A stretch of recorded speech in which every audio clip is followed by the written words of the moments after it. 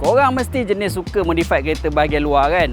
Rim lah, bonnet carbon lah, body kit lah dan sebagainya. Tapi kalau absorber korang pun tak guna juga. Bila driving, terasa terumbang ambing. Benda tu bukan benda yang bagus untuk kereta korang. Bila absorber kereta korang dah rosak, bukan sekadar korang punya driving tak sedap, tapi dia akan mengakibatkan kerosakan part-part lain dekat dalam kereta korang. Absorber mounting mula retak, lower arm cepat longgar, ball joint house nak tercabut, bushing pun pecah-pecah. Dan yang paling obvious sekali, tayar kereta korang akan makan sebelah sebab alignment tak cun.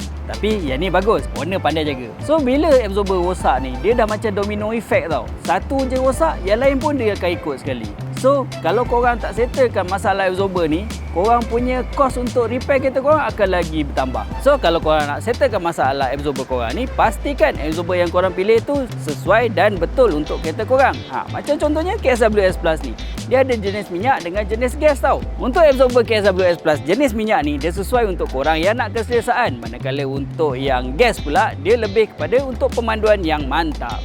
Dan untuk setiap pembelian absorber KSWS Plus ni, korang akan dapat waranti selama 18 bulan ataupun 30,000 km yang mana sampai dahulu.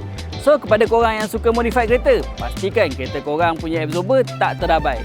Sebab pemanduan yang selesa memastikan korang sampai ke destinasi dengan lebih selamat.